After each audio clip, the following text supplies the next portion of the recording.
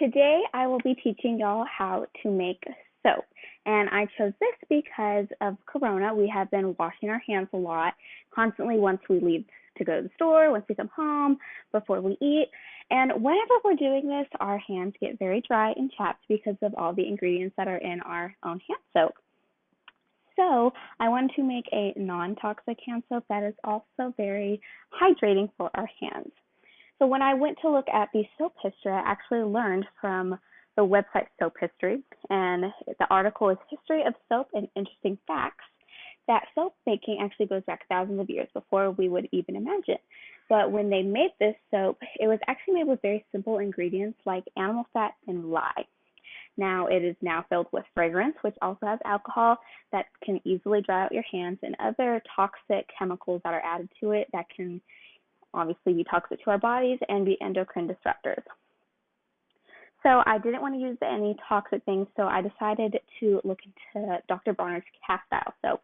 And when I was looking into that, from Dr. Bronner's website, the article 150 Years and 5 Generations of Soap Making, I learned that in 1949, the production of peppermint soap, which is their best-selling soap, actually started. And it got very popular during this time. And this is because of its vast uses. You can use it for your pets, you can use it for your body, your face, cleaning, produce. You can use anything as long as you dilute it. And because of its reliable history, I wanted to use that today in our soap. So let's start off with our supplies. You will need a foaming hand pump, and it has to be foaming because if you have it in a normal one, it won't lather and suds up like we're wanting it to. You will then need the Dr. Bronner's cast style soap. I have peppermint, but you can easily use any other soap. It's really just the scent that you're choosing, and it's up to you and what you like. You will also need vegetable glycerin. I use the Now brand because it is trustworthy and it is also not toxic. And you can use liquid coconut oil. It has to be liquid coconut oil. It can't be solid coconut oil. And you don't have to use this. I use this just for the hydration agent in our soap. But if you're really just looking to be disinfectant, you can just use these two. You will also need water, and you will also need essential oils. Today I am using Revive's Courage, a lemon oil, and a grapefruit oil to make a cotton candy scented soap, but it is more of your choice. You can use just a solid peppermint. Grapefruit is an antibacterial. It is really up to you and your scent choice.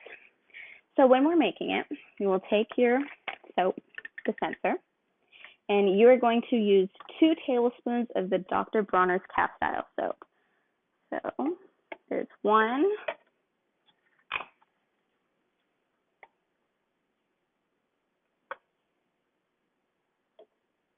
There's 2.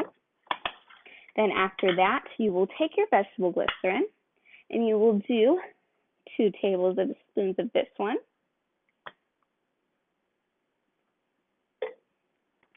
And I like to do 2 tablespoons or 3.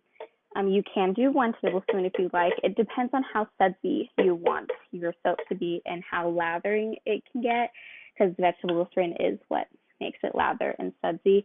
If it doesn't really matter, you can use 1. I like it more sudsy, so I use 3. You will then use 1.5 teaspoons of the coconut oil.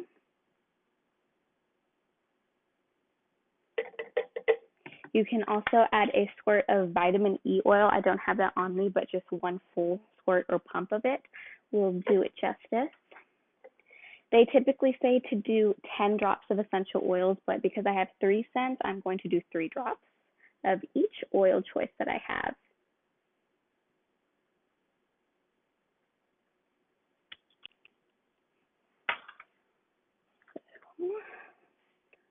The grapefruit,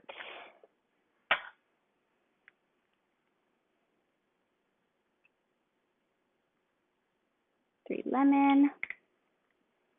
Okay, so now that we have our half bottle, you're going to fill the rest of your bottle up with water.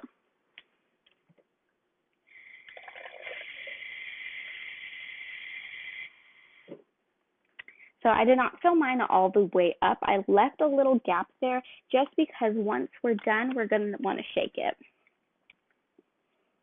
So we have it. We're going to shake it. And then we're done. So you're going to want to shake it every time you use it because some of these will almost layer and the oils will also layer on top. So you want to make sure that everything is mixed around so you're getting enough coconut oil, vegetable glycerin, and the cast style soap. So that's it. I hope that you take away from this speech that because soap was made such a long time ago doesn't always mean that it is healthy and not toxic for you.